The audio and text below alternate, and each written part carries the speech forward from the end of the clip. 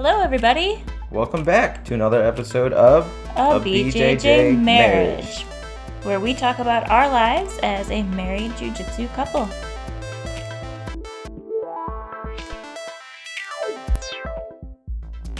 Okay, we've started. Cool. Welcome to another episode of A BJJ Marriage with your hosts, Nick and Brittany Lee, Yes. episode 75. And we have special guests today. Whoop, whoop. Hello. I can't do what you guys did, but so we have Miss Lydia Rivera and Marian Pintar. So welcome. Yes. Welcome. Thanks, guys, for coming. Cheers, Thanks for everybody. having me. Can you reach? We can do it. Coffee cheers. Yeah, we're happy to be here. It's a good Sunday morning start. Yeah. Bright and Yes. early. Yeah, we've been trying to do this for God knows how long. Probably like Months. 3 or 4 months at this point. Yeah. Yes. And look, she even wore a gi. Yes, I know. I'll repeat it again now, but this is my third time putting on a gi. We decided since getting my purple belt, so it feels a little inauthentic. No, I think it's good. It's so Yeah. shiny and pretty. It's very crispy, Yeah. very fresh. I like it. It's way prettier than Nick's belt. We had to wash his once because he made it yeah. like sweat all the way through Once. his rash guard, his gi, and his belt, and it was soaking wet. And it smelled so really bad. You could smell my whole bedroom. Washing was a good call. Yeah. But then it got all like gross looking. Yeah, it's got like black now. Yeah, so now we say he's a I seasoned washed all the color A off. seasoned purple belt, like a cast iron pan. Right. Yes, that's me. So you just got your purple belt not too long ago. Yep, in the summer, so it's not a super long time It ago. just turned fall. A few months. Yeah, it's been a little Maybe a bit. couple months. And you've had yours since Last year? fall. Yeah, almost a year. Yep. Mm-hmm. And Was that your belt ceremony? Yeah. Yeah, We're yes. around like the same, I Mhm. think. yeah. Yeah, Yeah, I not think too you got far yours off. maybe a couple months before I did. So, yeah, we're around Yeah. there. And then you guys are probably roughly around the same, too, because we got our belts in November. So, almost a year ago. Mm-hmm. That's exciting. Oh, wow. Yeah. Yeah. That's crazy. Crazy to think about. This month is my 5 years of jiu-jitsu. It's your jiu-jitsu anniversary? Yes, That's sometime in exciting. October. I don't remember the date, but I know it's in October. Do you celebrate your jiu-jitsu anniversary? I might for 5 years. I don't know. That's a big deal. 5 years is kind of a big deal. Yeah.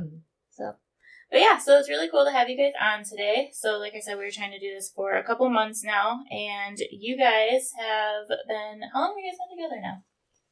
3 and a couple months. 3 years and a couple months. Maybe You're I just shouldn't have serious. asked. Yeah. 3 years Yeah, and it's about 3 some years. change. Yeah. Very Yeah. cool. And then you guys are now engaged, right? Yeah, How very exciting. exciting. That's super exciting. Engaged last fall. Mm-hmm. And those photos turned out so nice. Yeah. Oh Our my cousin goodness. took them. Yeah. Really? Yeah. Who's also named Lydia Rivera. Oh. That's Totally weird. not confusing at all. She's the better one, though. It's fine. No, I doubt it. I don't know her, so it doesn't count. So it doesn't count. And then we met through jiu-jitsu, which is Yeah. kind of special. So That's actually what I was going to ask. yeah, Mhm. at our It's always at the our, question. the question. So how'd you meet on the mats? We were part of kind of a similar friend group there. I'd been training there for a while, and Lydia came and I asked her to roll with me, and she said no. And then I sassily rolled my eyes at her, and she Okay. thought I was a terrible person. I had a rolling partner for that round. That was why I said no. Oh. So I was like, no, I have somebody right now. And she was like, and rolled her eye. I didn't know her like that. So I'm like, damn. Okay. She thought I was being serious, not joking. Yeah, well, usually, You also thought I was already married with children. She's a teacher at the time, and she talked about her children, and I didn't know she was a teacher, so I'm like, oh, okay. Be like, yeah, today my kids, whatever. And you were just yeah. like, oh, All right. you got a lot of children, and they all seem to need a lot from you. 26 is maybe too many. Oh my goodness. Got a farmhouse back there. Yeah. Full of kids. So did you Yeah. guys obviously end up rolling together that day? I don't remember. No. I don't just know. know that, so she was moving to Minnesota to teach there, and I had just moved back to Milwaukee from Minnesota after living there for 10 years. So, Wow. I Small was like, world. oh, let me Yes. talk about all the spots over there and help you feel, like you have some places to go and visit and explore, and kind of just hit it off from there, I guess. Yeah. Aw, Yeah. That's awesome. That's fun. Yeah.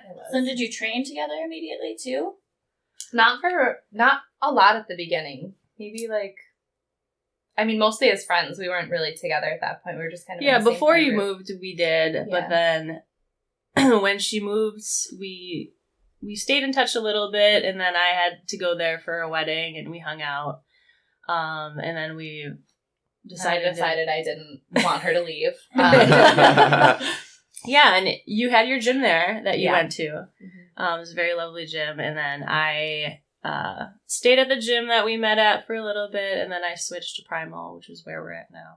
Mm-hmm. So, while we did long distance, we just trained at our own gyms, and sometimes when you would visit here or I would visit there, we would train Go together. to each other's gyms. Oh, okay. Oh, that's great.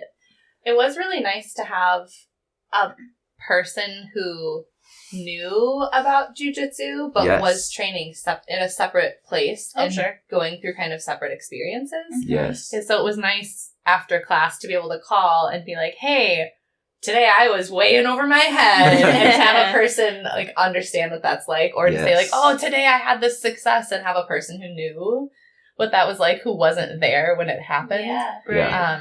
So that was a really nice thing. And as you were making your gym transition too, I think to just be able to talk about stuff like that with a person who gets it For sure. and knows that was kind of unique to be also at different gyms at the time. Yeah. Because Primal is much more no-gi focused. Mhm. And the gym Mhm. I went to, Ryo Jitsu, is a very high-level gi gym. Okay. And so That makes sense. yes. And so we were kind of diverging a little bit, but knew enough to have common things to talk about. And Right. be able to be good job not getting balloon Yeah. swept for the 500th time today. So that explains why you're so good in the gi.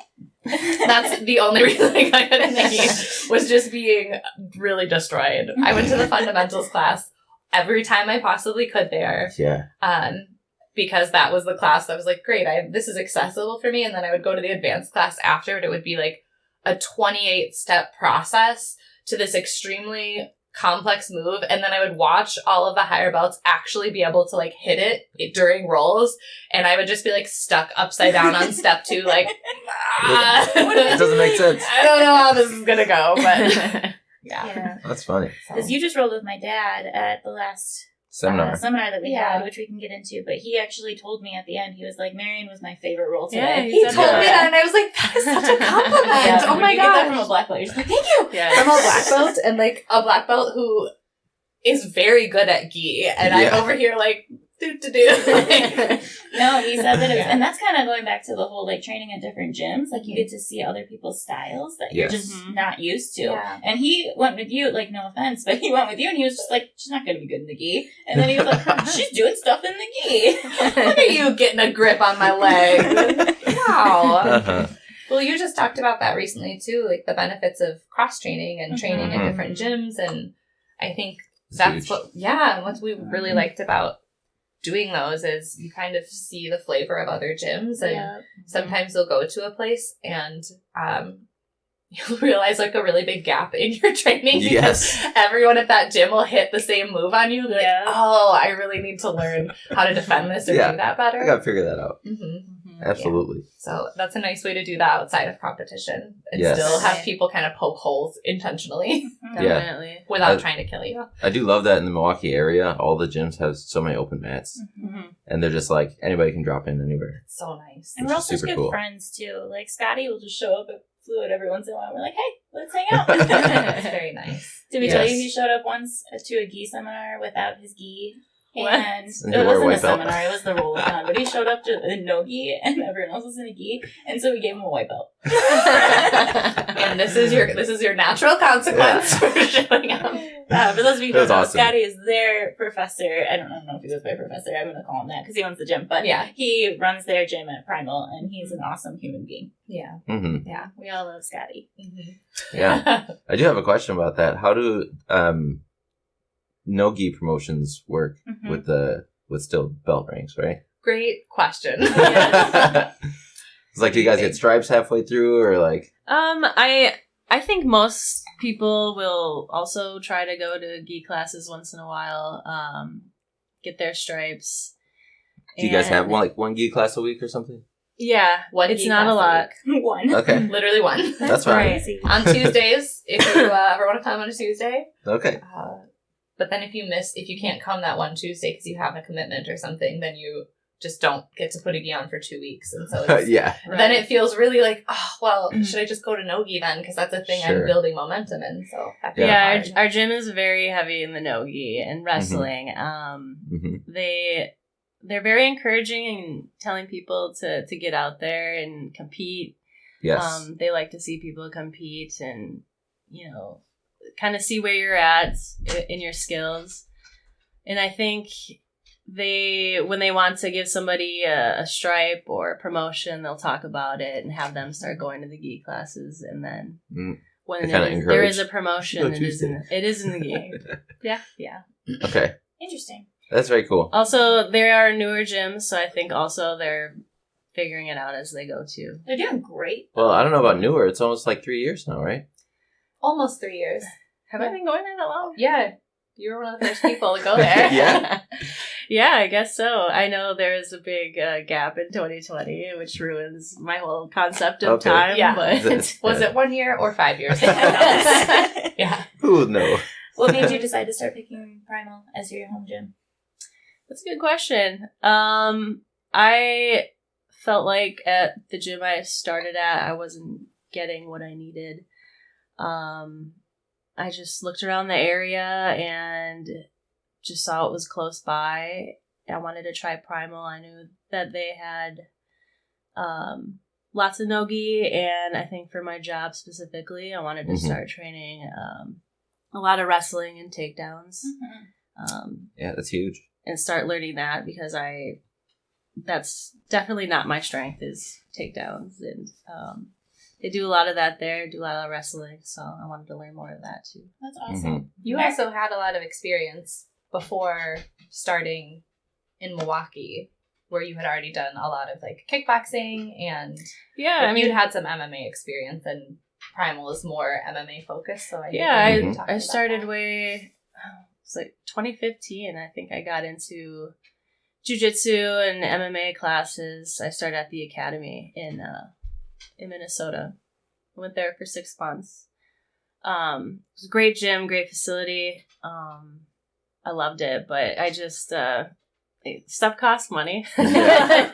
Surprise. Yeah. Oh, no. And that was part of why I came back home to Milwaukee. It was like I needed to do something different, and I just decided to come back home, be with my family, and help them out with things. And I became a police officer, and I went to the police academy, and I was training on the streets, and so I took a huge break from it. And I decided I was going to focus on that, and then when I kind of feel like I'm getting into the rhythm of things, start going back to class. So yeah, I went to our first gym, and then just kind of looked around, tried some different places, and met Ben and Scotty, and Yeah, and they're awesome dudes. yeah. Yeah, I'm excited. I get to fight with them on November 5th. Yeah, that's right. Yeah. How are Yes. you feeling about that? I'm excited. Yeah, it's a pancreation match, which is great because I don't want any brain damage. So Yes. I feel like I'm past that age where brain damage is acceptable because Right. I'm over 30 now. So. Welcome. Yeah. Welcome to the club. Oh, So, Ben is I'm fighting super at the end of excited. this month too, isn't he? He's October going against 22nd? Butter? yeah. Yeah. Yeah. Butter. I Yeah, have that so- in my calendar because I want to watch it. Yeah. that'll be an exciting match too. Mhm. So does your training change at all when you know you have an event coming up? Because I know you already train a lot. No, it doesn't change at all. I It's just stay the changed course. my focus when after class. I changed a little bit more less playful and more driven on what my game plan might be. Interesting. Yeah, and then there's not a lot of there's a few higher level people at our gym that I can train with, but not a lot. So I can't get full training all the time. Mm-hmm. So yeah, I just got to tailor my game plan, and I focus on certain aspects of it at lower intensity, and then I know I can always bring up the intensity if I need to. That's a good strategy. Yeah, and it seems to work. I'm competing this Saturday. You're also competing I am. Saturday? Mhm. Just in Yeah. no-gi, though. Just in Nogi? Yeah. That's fine. There's not a lot of girls that signed up for gi for that one in Chicago. Yeah, I saw there's only like 450 registrations for the whole day. Yeah, especially compared to like when we sign up for the Dells and there's 1,000. Yes. Literally until 1,000. 1 a.m. I expected more people to sign up in Chicago, so I was surprised. Mm-hmm. But yeah, I'm just doing no-gi and doing absolute for the first time. So that'll be a new experience. So I'm excited and nervous. So we'll see how it goes. Yeah. And we have a wedding the night before. Oh my God. Yeah. Well, we're not staying all we're not staying the whole time, and I will not be drinking, but yeah, it'll be fun. It'll be a fun experience. So. For sure. That'll be awesome. Is anyone else from Primal going? I think we have a couple. I can't remember who's going to that one because I know a lot of people are going to December 3rd. Yeah. Yeah, and also, isn't there a scrimmage? And there's a at Primal? beginner's scrimmage. That day, yeah. That day, the same day as Chicago. That's right. There's a scrimmage. Yes. Yeah, which one of our buddies from Fluid is going to that scrimmage. Really? Santino. Really? He's doing it? Yeah. Good for him. I think that's such a good format. It's so great. I wish that they had it for, like, that we were allowed to do it. I know, right? Because it's, especially, like, you've talked a lot about how your goal is to do, like, 2 competitions a belt, and competing just is really different, and it takes away some of the stressors of competition while still giving you kind of the opportunity to turn up the intensity a little bit and have it feel a little bit more like a competition. But there's so much going on at once that you're not as much on a stage. You have control over how often you go in, so it's not like, hey, if you're spent or you had a bad match and you just need to be done for the day, you don't have to feel bad about pulling out or canceling on somebody else. So, or if you're feeling good, or if you had a loss and you want to come back right away, like, you can just get as much or as little experience as you want. I think that's great. Something I wish they had for us. It took me so long to feel ready to compete because I'm so shy, and I'm used to team sports, and I'm not used to having people's eyes on me. I don't like it. It's very nerve-wracking. Yeah. But yeah, it's nice that they have that, kind of get your feet wet with kind of the feel of how things are set up. But, yeah, and I love the way Primal just runs events, and they always have something going on, which is super cool. I loved fighting there and bringing people to fight there. Yeah. Kelly Richards helps. I love her. Helps with like organization, and I think they also, as a gym, want to take feedback because they want it to be well organized. And I think a lot of people who are in the MMA jiu-jitsu world, that's not necessarily a strength of ours collectively, of like organizing and being a little more type A about things. And so I think it's nice to have somebody who will kind of take the reins and be like, hey, you need to be here at this time. Here's what's happening. Here's how it's being communicated. Every gym needs one of those people. Yes. Yeah. So she's super helpful about that as well. But when you compete, what's the hardest thing for you about it? Is it also the like being on a public stage part of it? No, that's not the part that bothers me. I would say the hardest is the nerves. Like, my stomach, even when he competes, like, I don't even have to compete. When he competes, I feel just sick to my stomach. And then I know that when I'm competing, it's like 30 times worse. Like, I remember the last competition I did, I literally just sat on the floor freaking out, sweating, and someone had to come bring me Pedialyte because I wouldn't drink anything. Like, I was just freaking out. And so that's really hard, but I think I put a lot of pressure on myself, just being like the professor's daughter. You don't want to disappoint. You feel like you need to prove something. But like, when I really take a step back and think about it, I'm like, what am I trying to prove? Like, I'm just trying to get better at jiu-jitsu here. And like, it doesn't matter whose kid you are. Like, you just go do it. But yeah, those nerves just kill me. Don't you know that if you lose, you're going to get kicked out of the gym? I know. Your dad will, he's like, I do not have a third daughter. Daughter number 1. Someone forgot my name, and he looked at me and he goes, daughter number 1. Oh, yeah, that's great. But what about you guys? What's the hardest part for you? I mean, yours is being on the stage, but... Yeah. Because you compete a lot. I try to.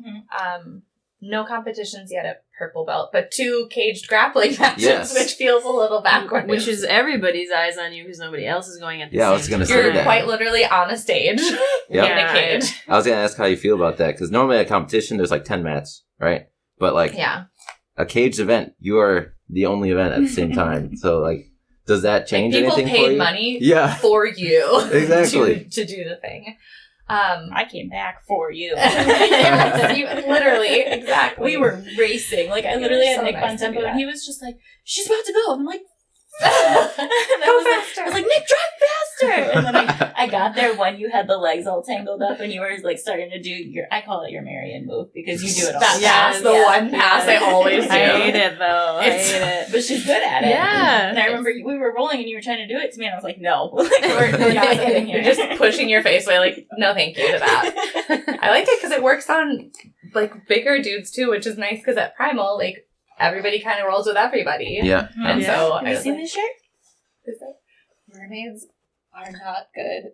What does it say on the side? At jiu-jitsu. Mermaids are not good at jiu-jitsu. Yeah. And that's what you do. You mermaid people. Yeah, you put their legs Yeah. together and then just Mhm. crawl up their body. Yeah. We should just call that the Marian Mermaid. I think The it has a Marian real Mermaid. name. I love that. No, let's that should be a change funny it. name. The mermaid. Marian the mermaid. Well, the cat was out of the bag at my work, and I work in education, and so now they have like a small group of like principals when we meet together who will like fake announce me when I walk into the room, which is deeply embarrassing. Hilarious. Yeah. What do they say your nickname is? Marian, the educator. I was like, Oh, that's awesome. yeah. I don't know. It's a weird when you work with like 4-year-olds. You don't. The first thing you want like parents to know about you, don't really want it to be like Fighter. She's a yeah. fighter. So like fought in a cage, and I'm now taking care of your children. Like that doesn't send a great Just message. like meet people with a black eye. Right. Like you gotta be That's careful fantastic. about it. But I really enjoyed the cage grappling. It's really different. In that, like, there's a wall that's not always there, and that really changes both what you can do offensively and defensively. The first match that I had, we stood up a lot more than I anticipated. And so when I was thinking and preparing for my second one, I was just thinking a lot about, okay, I want us to be more active on the ground because it's a grappling match, not a pancration match. And so I want to be doing more of the grappling instead of the like fighting for underhooks, just doing that kind of stuff. So, and I know my opponent was also like, I watched her just have like a beautiful head throw on somebody that same day. And I was like, noted, don't want to be that person getting yeeted. So, for sure. So I tried to put us like myself on the ground or like pull guard or go for takedowns from that position or attack there. So it's just very different. And, for me, the being on stage part isn't that hard. I think I'm pretty good at tuning that out. Yeah, I didn't even realize when I was on the stage. I was like, I gotta fight this dude. I am here. Yeah, exactly. And I really appreciate the atmosphere of our gym, and it's similar to what you said, that the pressure that you feel is often like the story you tell yourself about what you have to do or who has an opinion about how you do. And at the end of the day, like even when you win, you leave thinking like, oh my gosh, I have all these things to work on that I could have done differently or could have done better. And that's the same as when you lose. Like you either way should leave with a list of things that you're motivated to work on. And I want to be somebody who is willing to say yes to things that don't always feel easy. And I think they're in a sport like this, and when you're competing, it's often people who hold themselves to a really high standard and they want to win. And so it's easier to say yes to a thing that you feel confident about winning. And it's hard to say yes to things where you're like, oh, but I could lose, and I could lose publicly, and I could lose in front of like people that actually know about this sport. Yeah. And I don't want to like embarrass my gym, or like, you know, for you have like added layers of pressure that are unique of that. But her dad, her husband. Exactly. Like that's hard. That's hard. But I think well, yeah, him too. Know, exactly. He goes out there and dominates. I'm like, how am I supposed to compare to that? Like, are you kidding me right now?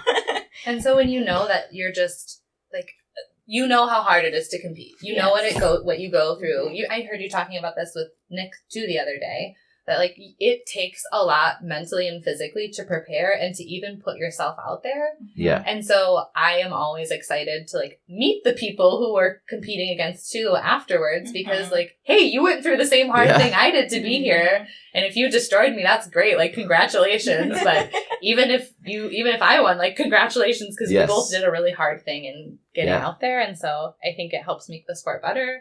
It helps make especially in the women's divisions where there aren't always a lot of people, I give a lot of credit to people that get out there because it gives access to competition that isn't always there otherwise. So Right. Yeah.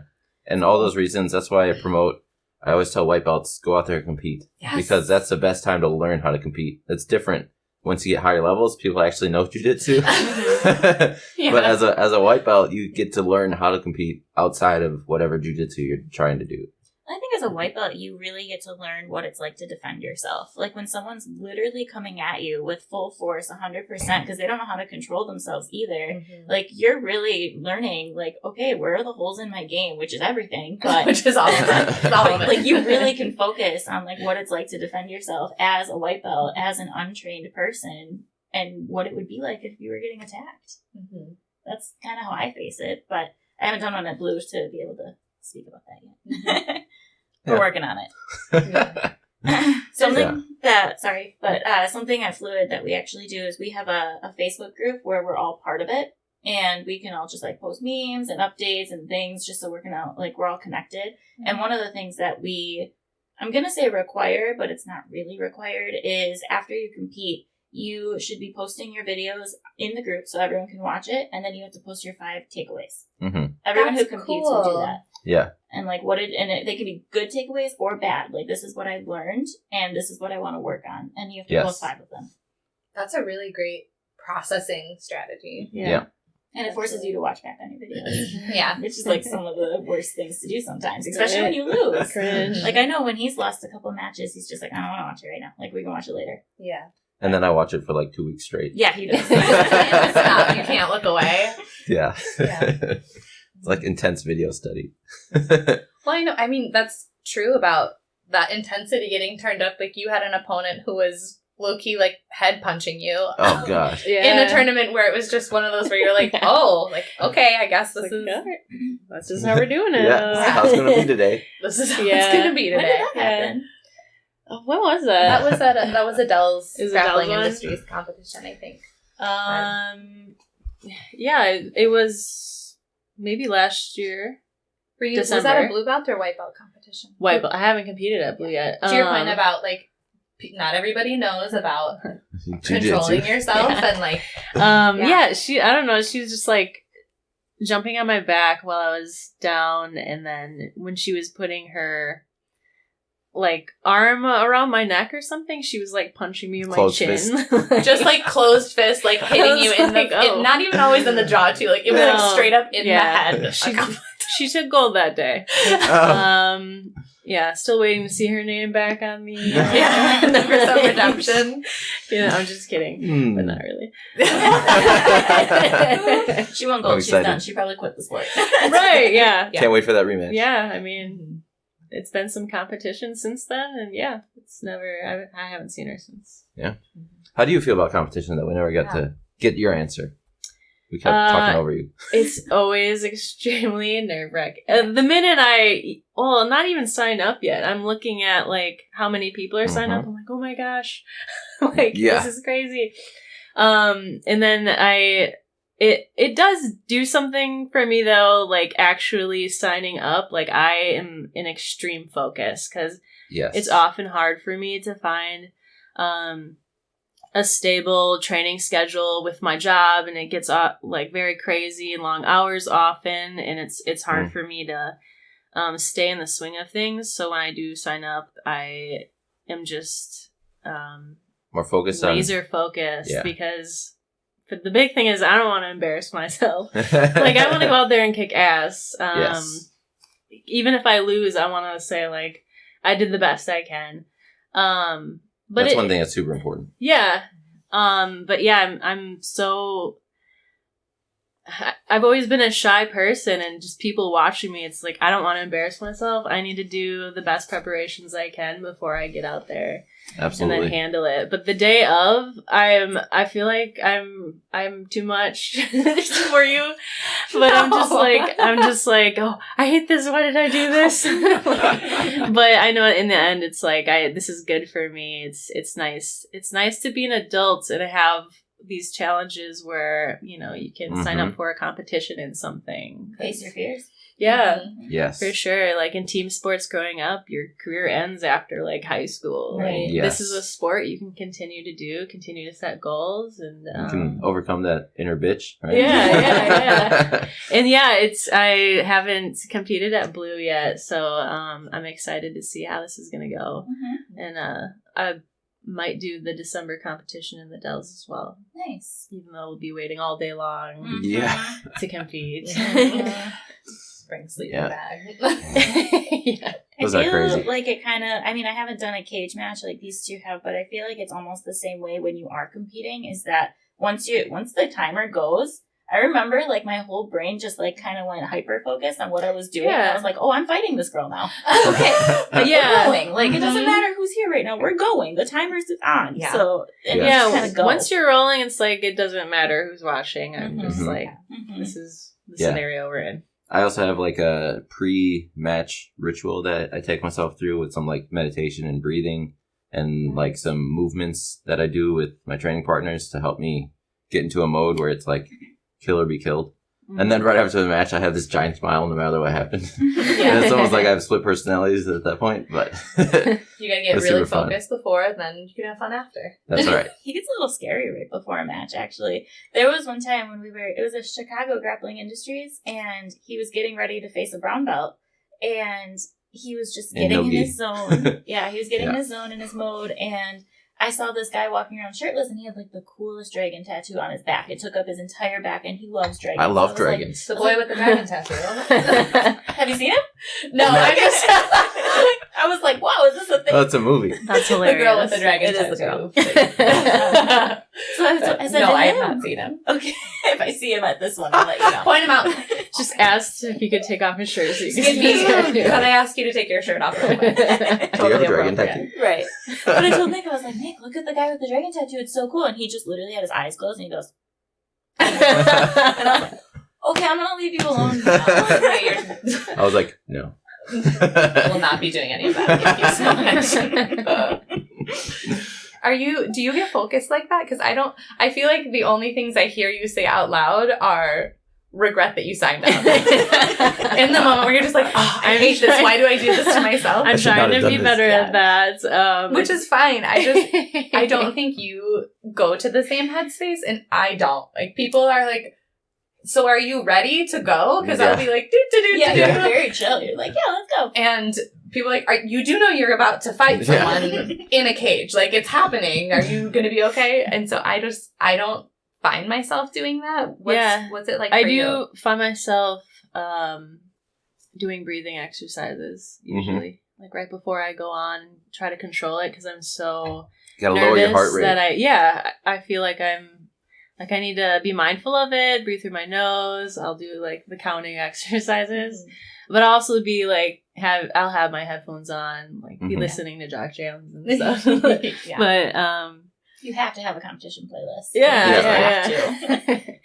But yeah, I really enjoy breathing exercises. I think Mhm. they've always come in handy for me. Have you heard what Hickson says about breathing? No. Before matches, he does like meditative breathing to lower his heart rate. And one thing he does in competition is he'll like hold someone down and listen to their heart rate. Ooh. And he tries to amp up their heart rate and lower his own heart rate so that they run out of oxygen faster than he does. That's Some high level shit. I was gonna say, I don't know if I'm at a level where I could pin someone intentionally to listen to their heart rate for real. Be like, How's I'm he doing? so dominant, I'm just gonna hold you here for a second. That's a good thing to aspire to, though. That's Yeah, right? cool. You can hear people's breath, though, sometimes. Like, Mm-hmm. I know that when rolling, you'll sometimes hear, like, oh, I can tell that Yeah. I'm making them work really hard right now. Or sometimes Yes. even just hearing someone else's breath reminds you, like, oh, I should be aware of my own breathing and, like, Mhm. slow that down a little bit. Yeah. Yes. I love it when a white belt takes my back and they're just like, and they're like right in my ear, and I'm like, okay, calm down. Yeah. Like, you're winning right now. It's okay. Yeah. But one of Hickson's strategies is if he goes in with a lower heart rate, if you guys both amp up at the same intensity, the lower heart rate will have more oxygen always than the higher Longer. heart rate. Mm. Mm. I was like, it makes Yes. sense. So I've just never thought of that. Yes, right. But yeah, that's why I do breathing and I try to lower my heart rate as much as possible.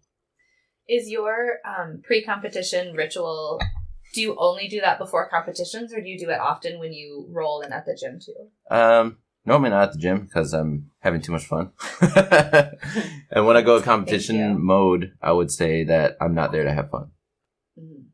You're not there to have fun. Not in the middle of the match. Yeah. I want to test my jiu-jitsu. And that's good things. I do have fun, but that's not the main number one goal. Number one goal of any match is to win that match. Yes. That's interesting. See, I feel like I used to try and do breathing. What? Your face. This is just my face. You're like, what should you want to say?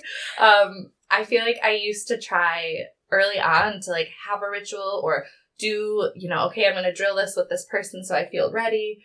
And that's just like not how I train. And I felt like it made me more nervous to do something different than what I do when I normally roll, because I kind of feel like by the time I get to the competition, nothing I do in that moment is going to change my performance a ton. Like, I'm not going to learn a new skill 30 seconds before. I'm not like, I've made all of the decisions I'm going to make. I've put in the training that I will until that point. And so when I'm changing things, that almost like that amps my heart rate up because then my body's like, oh, what are you doing? Seems like you're doing something special. But if I can treat it kind of like, I'm just like rolling. This is just another match, and I'm going to go in and, like the intensity might be different when I get there. But if I can trick my brain into being like, no, this is no big deal until I get on the mat, I feel like that's how I stay calm.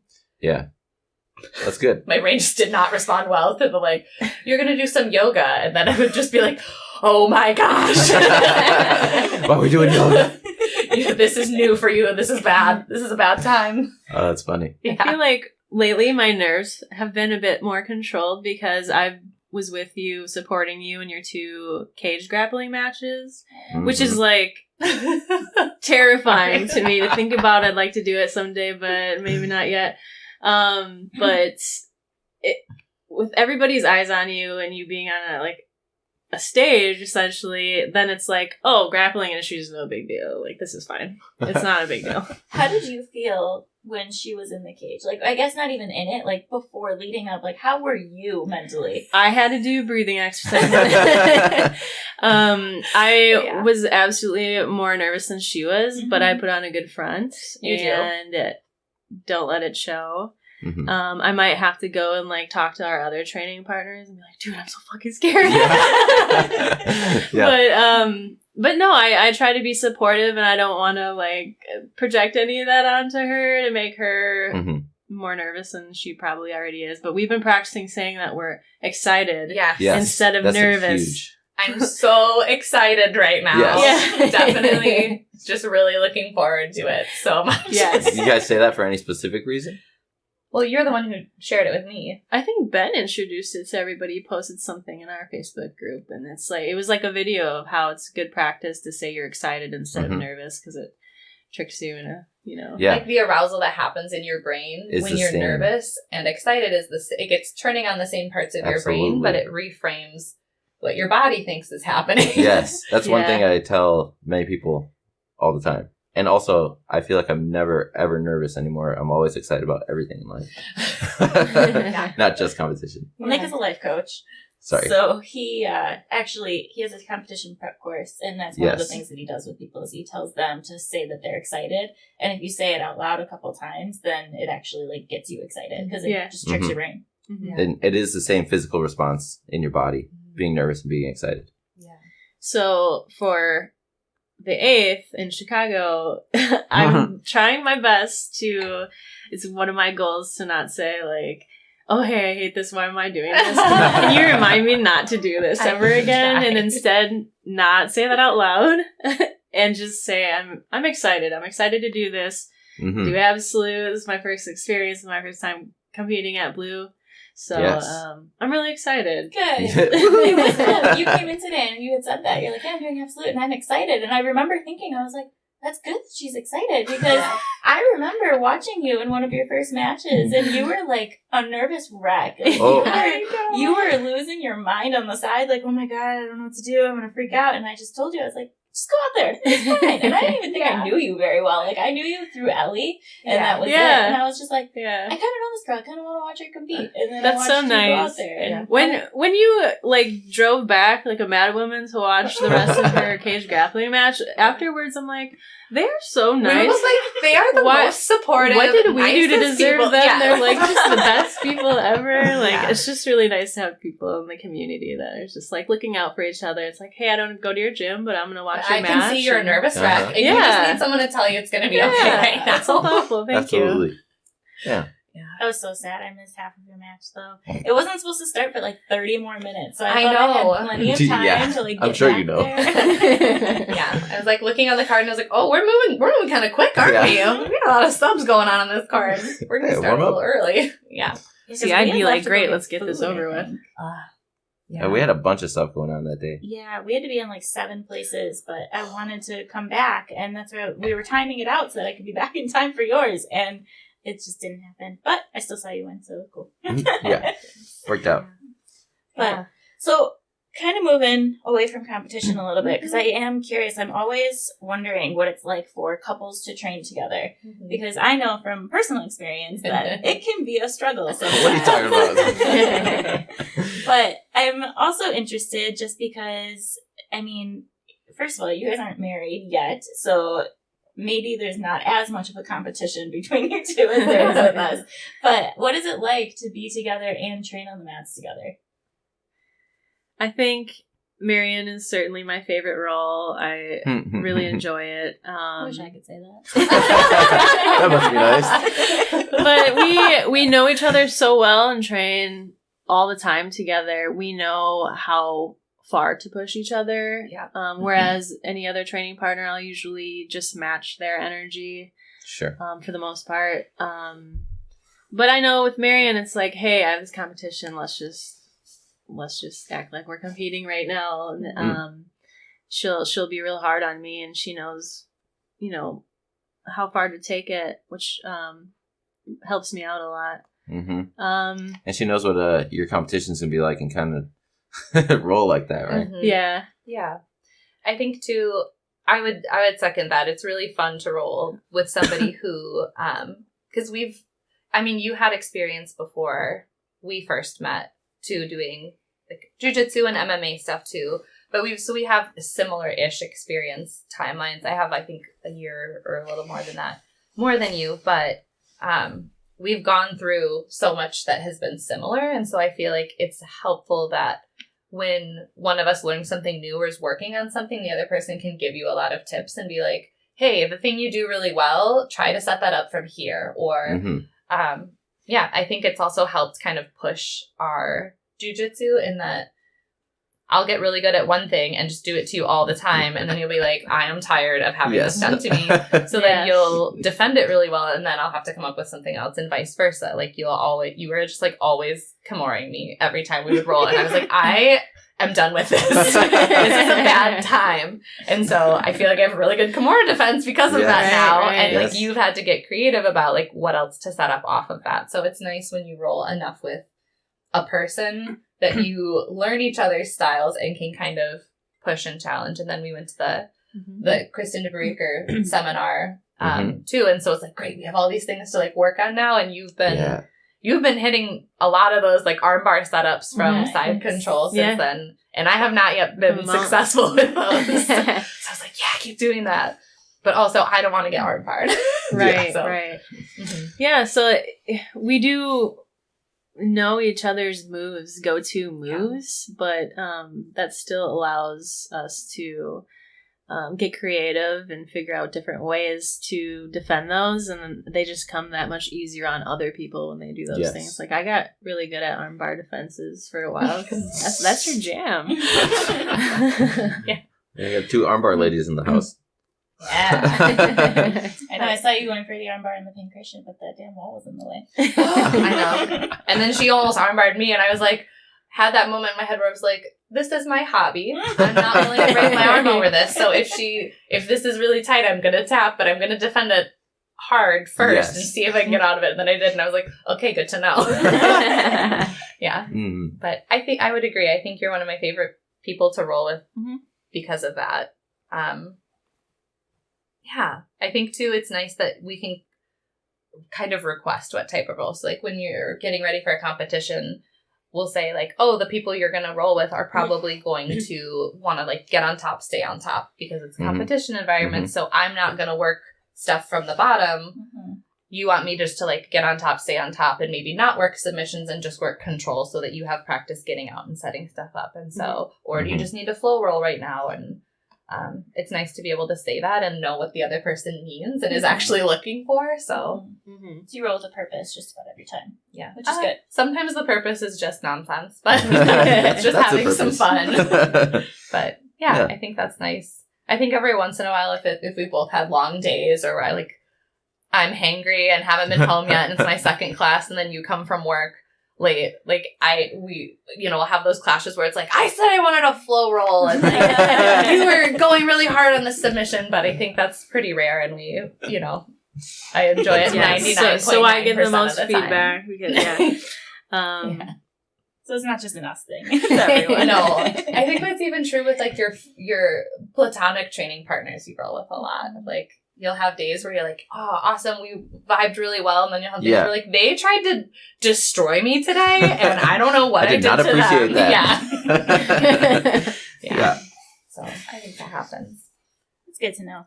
Yeah, I feel like whenever we have couples on, or we just talk to couples in general, it's always like, oh yeah, no, I hate rolling with them. Like, is that the case for you too? We don't hate rolling together. We actually really enjoy rolling. I enjoy it a lot. One of you has a great time.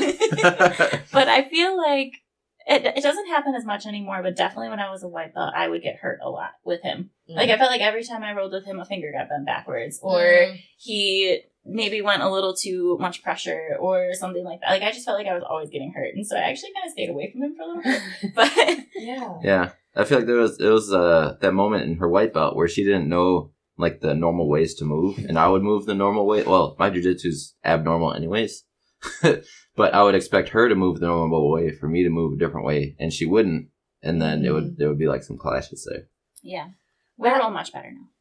Do you find when you talk to couples that it's typically when there's one newer person that they hate rolling with one another? Because I do feel like part of it is that we're both experienced enough now where, like you're saying, you're not having those like accidental clashes or where someone's, trying to pull out of a submission really hard and is actually like, and now I've hurt myself because I did that, or I don't know how to like keep my fingers together.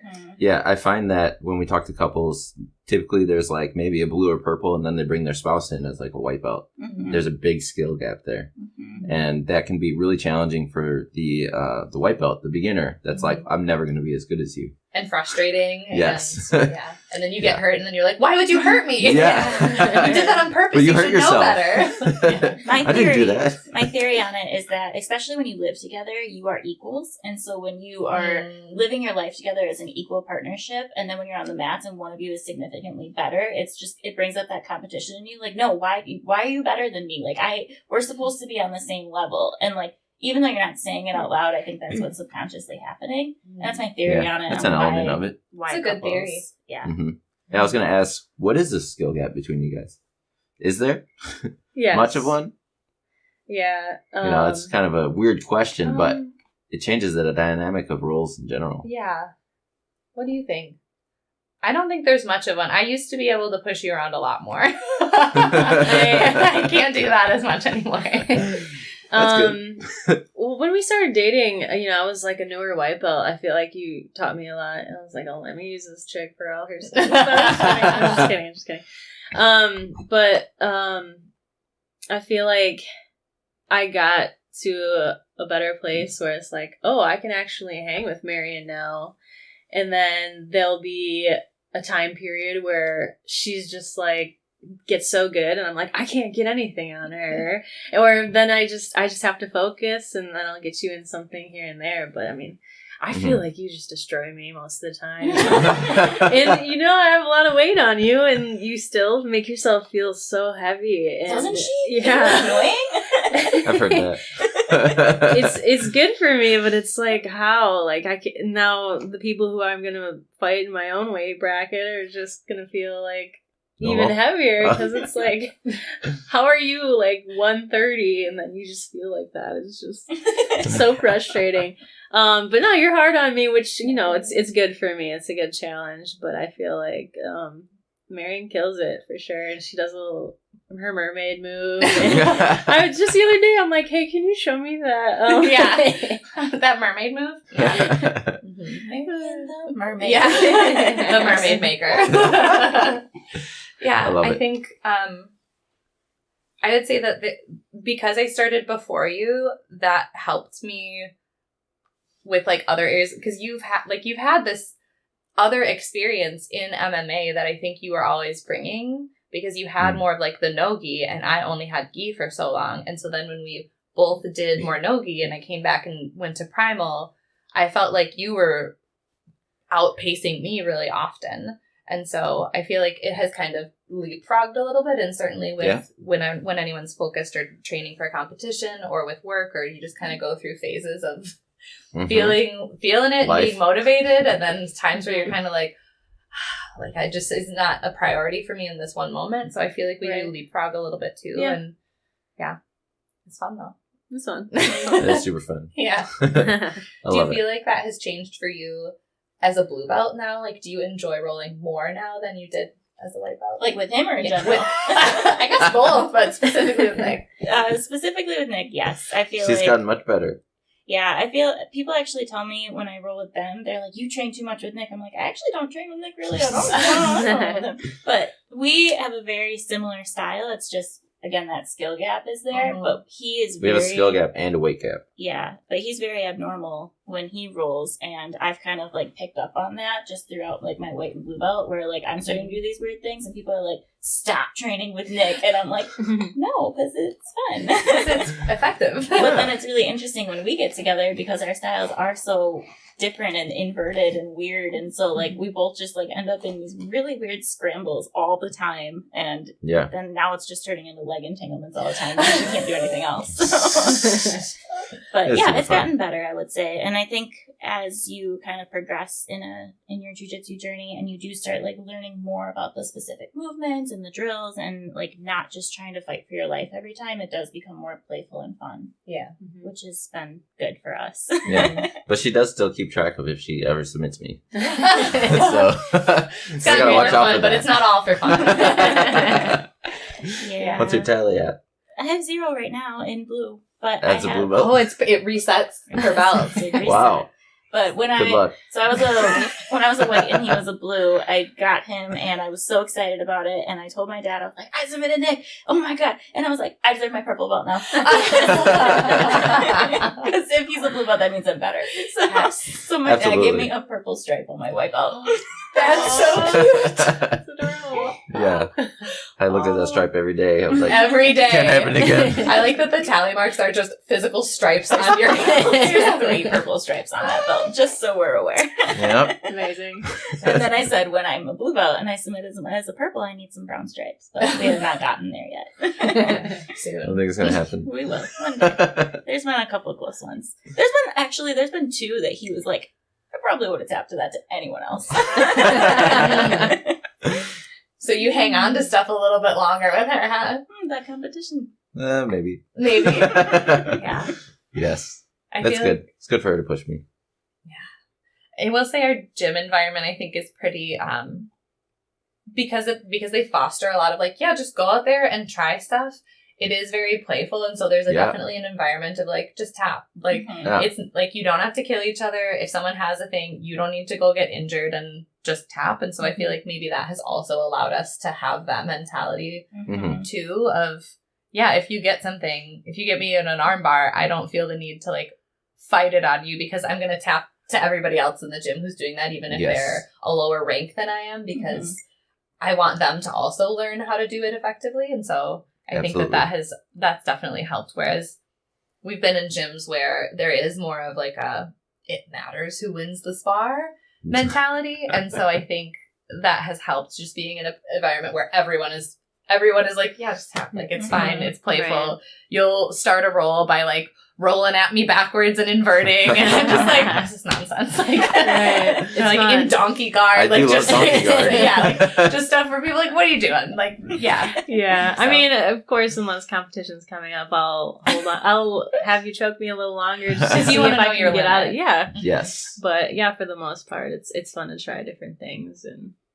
Yeah, Brittany helps me find my limits. Yeah, you need a partner that does that too. Yes. When you were a white belt, Lydia, did you have any issues learning from Marian at all? Like, did you?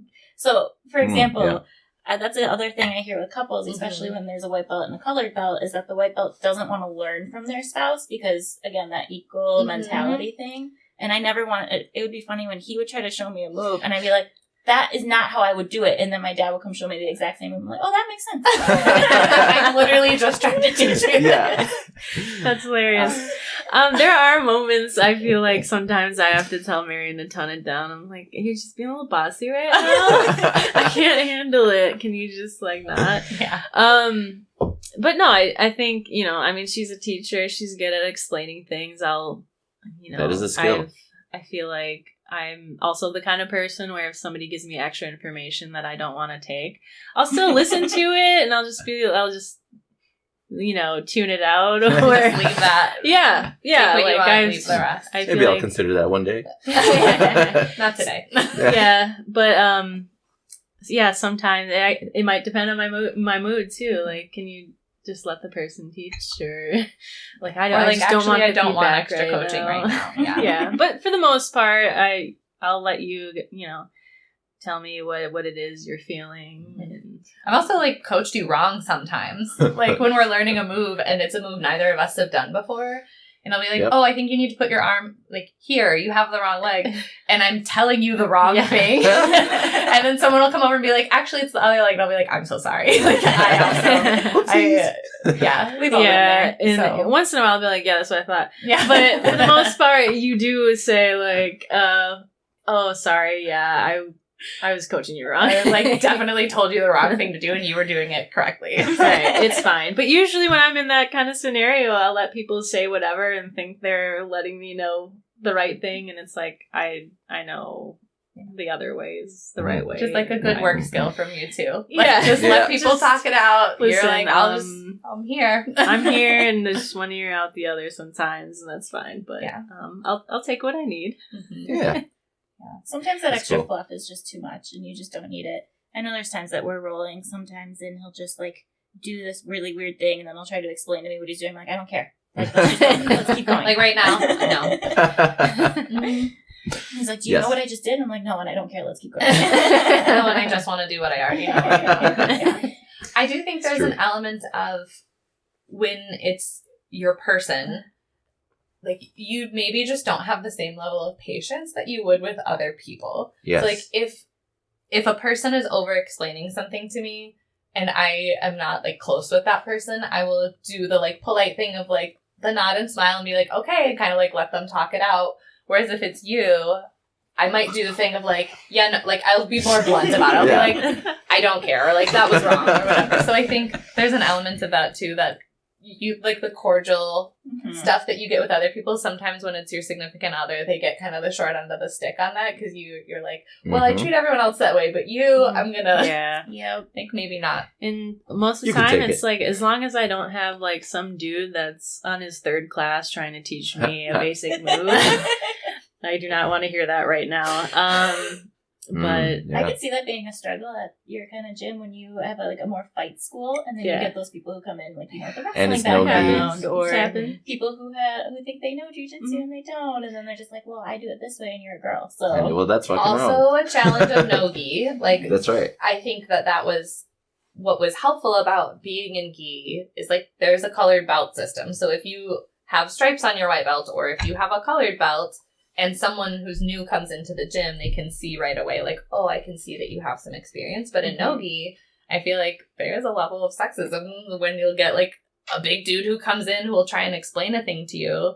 And I'm like, I've actually been doing this for 5 years. Like, I know that you haven't assumed that because I'm a woman, but, like, actually I have more skill in this area. But you're good at not having to say that and just show it. Like, oh, okay. And I'm usually very low key, but if a person keeps trying to like over explain or just like smash or have an ego, then I will be like, okay, well now I'm gonna try and submit you. And I normally wouldn't because it's your first class, but like, you need to learn today. We do have a good environment. I think those people filter out, don't stay, like self-select out. Yeah, Yes. but yeah, it does happen once in a while. You just have these macho dudes who are just like, oh, let me explain this to you, and just pause real quick so I don't tap, and let me explain. Right. I can't breathe in this triangle, and you'll be like, should you move my arm the other way? Like, if you can't breathe, I don't need your help. Like, yeah, you had somebody explain something to you when he was like getting choked, and he like paused it. Yeah, and I was just like, my man, like it's okay, it's over. Yeah. But it happens everywhere. Oh, yeah. Yeah. I mean, especially those newer guys, they just have such an ego most of the time, especially when they're rolling with a female. And the female who has more experience than them, they just don't want to get beat. And then when they do, I think it does one of two things. It either makes them quit because they're just like, oh, well, she can't beat me, I'm done.